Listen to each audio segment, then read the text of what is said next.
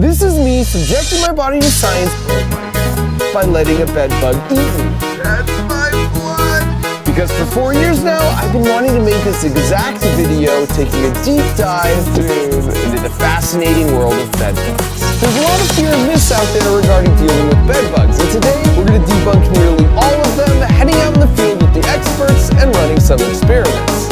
So if you could power through your squeamishness and spend the next few minutes here with me, I promise not only to blow your mind with some facts about bed bugs you definitely don't know, but I'll make you a bed bugs expert, knowing exactly what they look like, how not to get them, but most importantly, what to do if you do get them. Because the punchline is, it's actually not that hard to get rid of them, as long as you ignore all the bad advice out there and follow the surprisingly simple steps I'll demonstrate in this video. So let's get right to it, and head across the country, all the way to Rutgers University to visit their urban entomology lab, which basically means bugs you don't want in your house, to meet with Dr. Wong, the world's foremost bed bug expert. And the main reason for visiting his lab was to run a bunch of experiments to test all the things you read online that people swear will get rid of bed bugs. But before we got to that, I wanted to meet some of the little guys myself.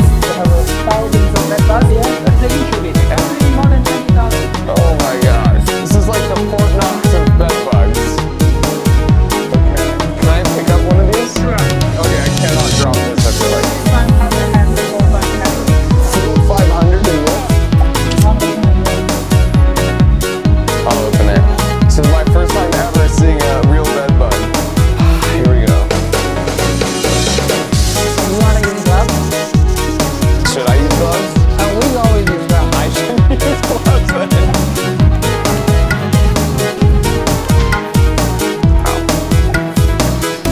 I'm just gonna go for it. It's like ripping off a band-aid. Oh, gross. Wow. Oh man, there's so many of them. So this is what bed bugs look like. I just never knew. Alright, so let me just cover some bed bug basics. It takes a few months for them to mature from egg all the way to full-grown male and female. And in those few months, they pass through these 5 stages of growth. You can see the relative size here compared to a credit card. And as humans, we have 5 senses, but their superhuman antenna give them 2 extra senses, allowing them to detect both body heat and carbon dioxide being breathed out by a potential host. And once they get close, they use their sense of smell also on their antenna to lock down the exact final position of the person. Which is all to say, if you exhale your smelling warm breath on them, they get real excited. That is crazy. They're so stoked right now to do this. Sorry guys. The lifespan is anywhere from 3 months to a year, and ideally they like to feed about once a week. But there's this unsettling fact. Because they just don't move very well.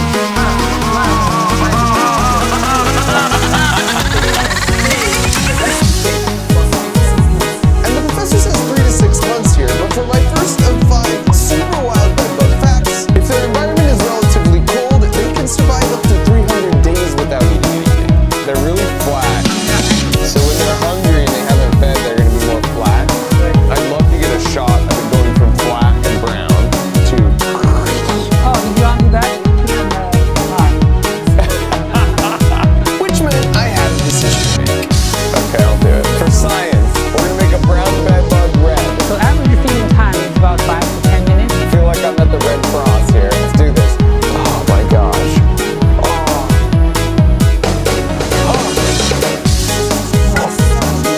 It's already feeding? So right now I feel nothing. So you're not able to do that. The butt's sticking up in the air now. Wow, yeah, it's getting bigger. And there's just something about seeing another organism steal your blood that sharpens the focus and leads one to start pondering some questions that probably should have been pre-pondered. And they don't carry diseases, right? I should have asked this They don't. 10 minutes ago. And this is my second super wild bed bug fact. They don't actually carry or transmit any diseases, which sort of serves as an evolutionary advantage in the world of coexisting with humans, because the government doesn't really support research to eradicate them since they don't really pose a widespread health threat. When it's done, will it start running real quick? I will run slowly because it's bigger, fatter. They're easily crawling the walls of this dish, by the way. Right, so we tend to put a talcum powder in the interior walls so they cannot escape. I think we have some talcum powder. You think? That think is the part that I'm concerned about. Oh gosh, he's moving. put it in the dish. So 9 minutes. Normally after I give blood, I get juice and cookies. And when we put my new blood buddy next to an unfed bed bug, the difference was astounding, which made me really curious what it would look like under the microscope that was just sitting there begging to be used. Oh my gosh. Wow, those are my red blood cells. Oh, are those bubbles? No way. Life is amazing. I don't think I reacted, right? That's good. So you're not as reactive as me. So I could put even more on my arm then. You can try. I'm taking one in the name of science, and we're gonna load up 10 bed bugs on my arm. That's 1, 2. We've also put some DEET, which they don't like, to kind of make a barrier so they stay in the middle. This is like Thanksgiving. There's one down there. Can you get that one? Please. 7, Oh, I can feel them bite. Like if I don't look. 9, 10, Okay. 11. I said 10, Professor. 1 bonus. Oh, that one's turning red already. Could you imagine just some people who have a bad infestation just every night? Like, this is what their leg looks like. They can get thousands of bites. A night? Yeah, a night. They're getting bigger and bigger by the second. Oh, you better not start mating on them. This one finished. I don't like your attitude. Let's get rid of this guy. Professor? As they finish, I vote them off the island. I don't want them crawling up my arm. He's full, and you're off the island. Oh, and you're off the island. And he's done. Peace. Down to 2. This is like a Mr. Beast challenge. Last to leave the arm wins a gallon of rabbit blood. Oh, we have a winner! I think it's dead. Oh, there he goes. And so once again, by way of comparison, here are the 11 bed bugs that just spent some quality time with me versus 11 unfed bed bugs of similar ages. Alright, so they're all done feeding. There was 11 total. It took about 10 minutes. But I would have no idea they just made a meal out of me. Like, I felt a tiny prick on one of the 11, but other than that, like, it's a tricky little parasite. And I'm not alone. Half of all people have no reaction to a bed bug bite, whereas the other 50% of the population will have some kind of reaction to their saliva that will look something like this in the morning. So having survived the bloodletting, it was time to run our experiments and head into the vault sealed by the huge wooden door. Alright, so we're here in the bed bug test chamber. We've set up a bunch of tests in here. So for example, these 2, we have these dishes, basically that can climb up the wall. When they get stuck in this trough, it's too slippery to climb out. Inside each of these troughs, there's a little vial of this good smelling stuff that to the bed bugs smells like a human. So they're gonna go to either one of these. So this one in this corner is a control, whereas in this corner, we have an ultrasonic pest repellent. We wanna see if this actually does anything or not. So at the end of 24 hours, we'll come back, we'll count the number of bed bugs in this dish versus this one. There's way more in the control, and this is actually doing something. But if there's the same number of each, then this is nothing more than a gimmick to steal your money. In addition to testing the ultrasonic bed bug repeller, we use an identical test setup to investigate some of the other supposed remedies to bed bugs commonly found online, including dryer sheets, mothballs, baking soda, and essential oils. And just for the sake of my curiosity, we also placed this vertical post in a dish. For my super wild bed bug fact number 3 out of 5, the research told me that bed bugs are attracted to vertical objects because if you think about it, humans generally sleep at the highest elevation in any given room. So their logic is just crawl up any vertical object you see until you eventually find a warm-blooded meal at the top. So this is to mimic a bed post, and we do have an attractant in both trays. The hypothesis is that there will actually be more bed bugs in this tray because you have that vertical post. And if that turns out to be true, that's pretty wild. And in addition to those 6 tests, we set up some residual effects tests where we treated a surface with each of these 3 products you can buy at the local hardware store, specifically marketed to kill bed bugs. And then finally, we tested this fogger spray, also specifically designed for killing bed bugs. Godspeed, little fellas. And then we set it off, leaving 3 dishes of exposed bed bugs at different spots in the same room. And so as a final step, we placed the bed bugs at the center of each of the 6 trays in the bed bug vault, and we were underway. The experiment's all set up. We're gonna close the wooden vault, do a final bed bug check, let her run. And now that the experiments were running, Professor Wong invited us to join him on a research visit to an apartment building nearby, and we've been receiving frequent reports of bed bugs. So in this team, we're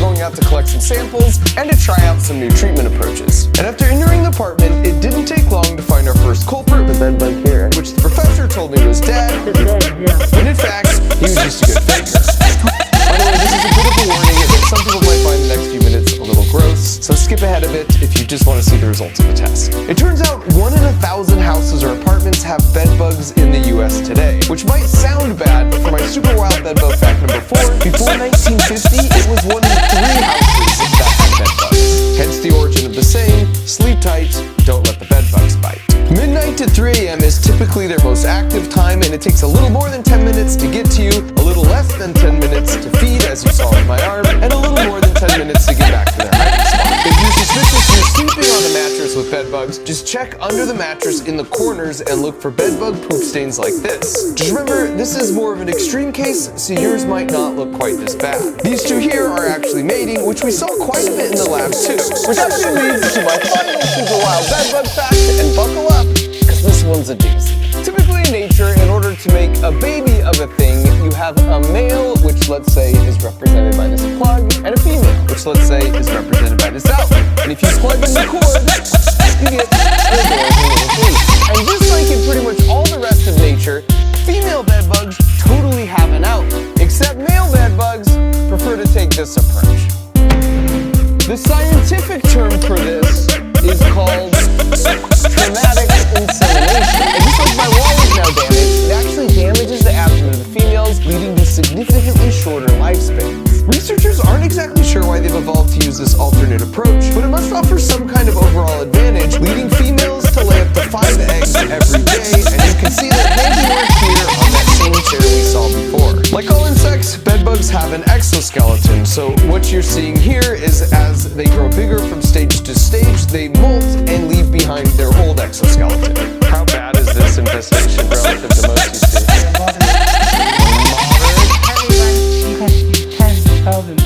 To prove his point, he later sent me a video of this house with a charming exterior, which they had treated a few months ago. The truly staggering part about this place, though, was that only one person lived there. He just wasn't allergic to their bites, and he just learned to live with them. Back at our thankfully moderate infestation, the professor and his team took some samples for study later and started treating the room. Now, unsurprisingly, the apartments both above and below this one also had some minor bed bug issues. So if you're working to get rid of bed bugs in your apartment, just make sure you let your landlord know what's going on in case the unit next to you happens to be the primary source to prevent you from getting a second wave.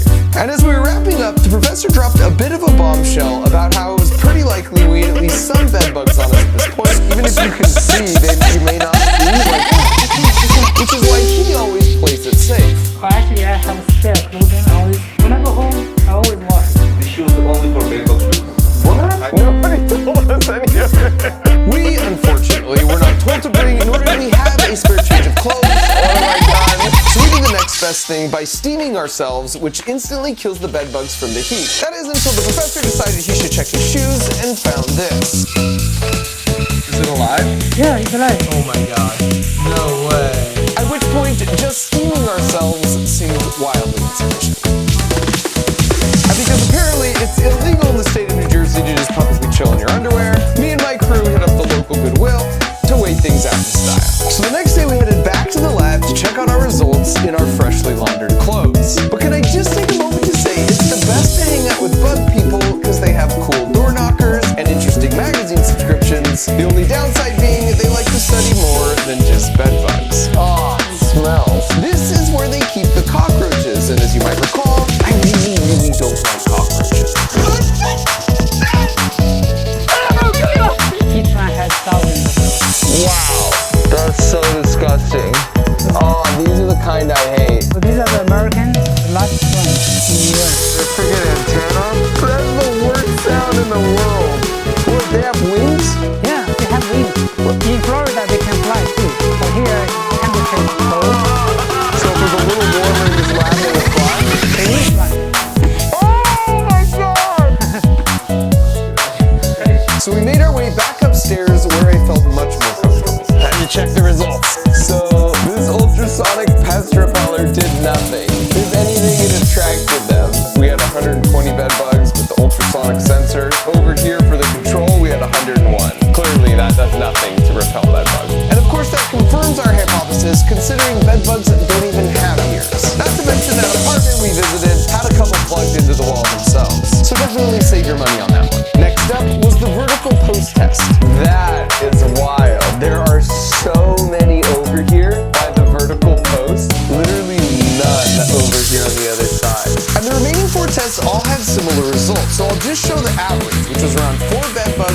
in the dish that was surrounded by either the dryer sheets, mothballs, baking soda, or essential oils, with around 26 bugs trapped in the control.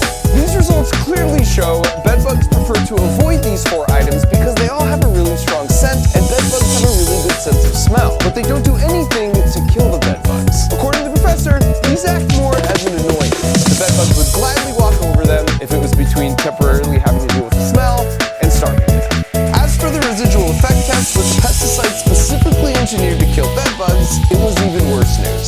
The spray, aerosol, and fogger bedbug killers all killed about 12% of the bedbugs after 10 days. And before you go all glass half full and think, well, 12% is better than nothing, our control, which was just water, also had a 12% mortality rate. So it's literally not better than nothing. According to Professor Wang, part of the reason for these terrible results is that many strains of bedbugs have developed immunity to a lot of these chemicals over years, and he thinks in 10 years, all bedbugs will be immune. And this sort of makes sense because they're constantly undergoing localized mass extinction events when people try and spray them. And only the most hardy minority survive each time and pass on their increasingly pesticide-resistant genes.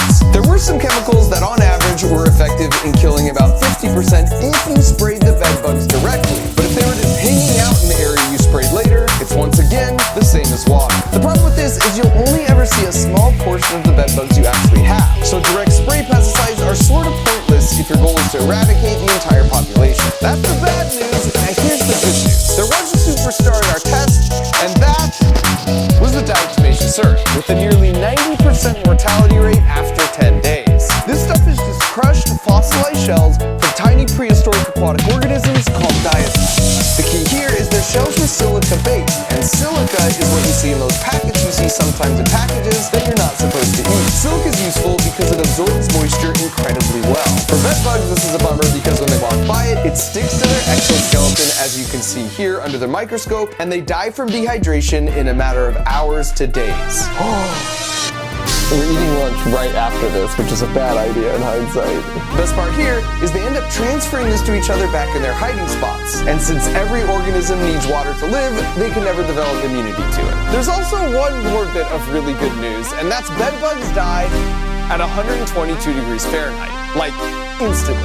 This is also 100% effective, and there's no way to build immunity to it. And a really easy way to get a bedbug to 120 degrees, as we demonstrated earlier, is with a clothes dryer or a steamer, or if you want the nuclear option, you can work with professionals to heat your entire house to that temperature.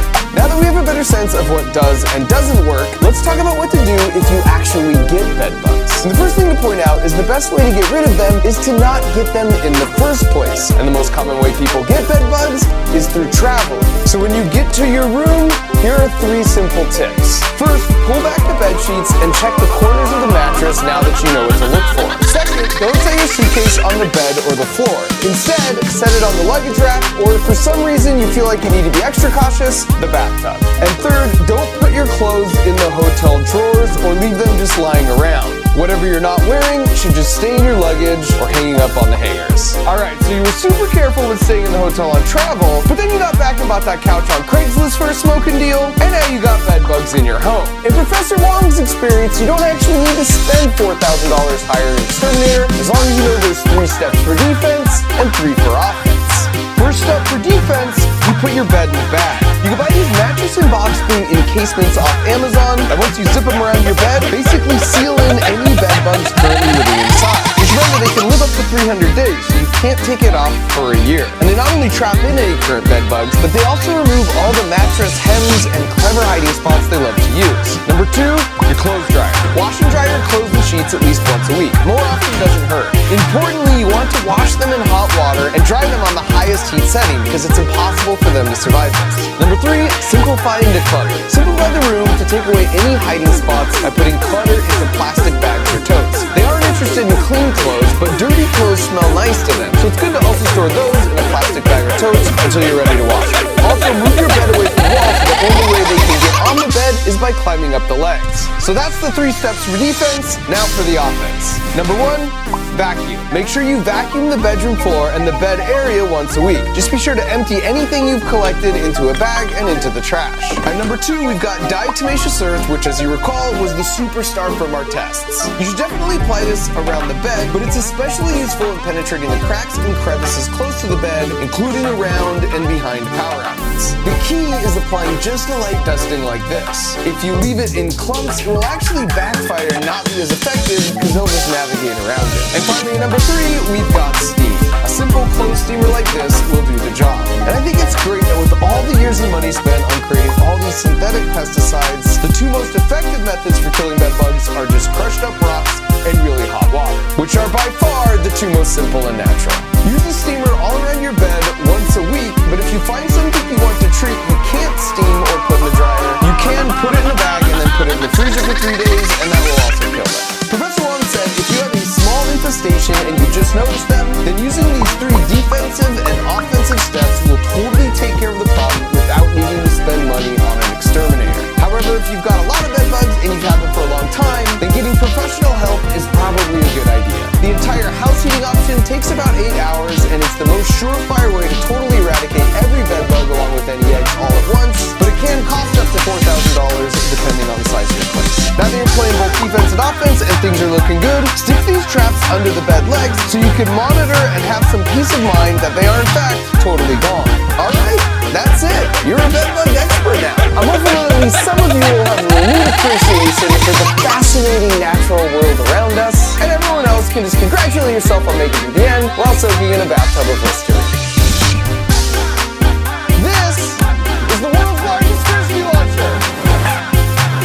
And I invited my nephews out to demonstrate just how much more accurate it is than their near human selves. Wow! And that frisbee launcher, of course, is just a scaled-up replica of this handheld version, which also happens to be insanely accurate with all 6 rapid-fire shots. But there's this coin spinner that also gives you superpowers. This time you spin a coin battle with it in your hand. And there's a mega version, which I also used to dominate my nephews. And if you want to watch both of those Mega Build videos, you can find them over on the Crunch Labs YouTube channel, because this is Crunch Labs. It's an actual place with a tennis ball cannon, the world's longest Hot Wheels track, secret passages, and a bunch more inventions. It's where we not only build all the creations for my YouTube channel, but most importantly, it's where we design these monthly Crunch Labs build boxes to help you think like an engineer too. It says it right there on the box. So you get the box that has the handheld frisbee launcher or that handheld coin spinner delivered right to your door, but then when you open it up, there's a link to a video where you not only build it alongside me, but I teach you all the juicy physics of how the toys work. And the best part of it all is every month you randomly select one box to slip in the platinum ticket. If it happens to be your box,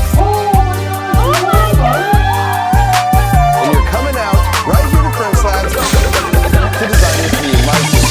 So if you want to unlock a whole world of possibilities of thinking like an engineer, of learning how to create and build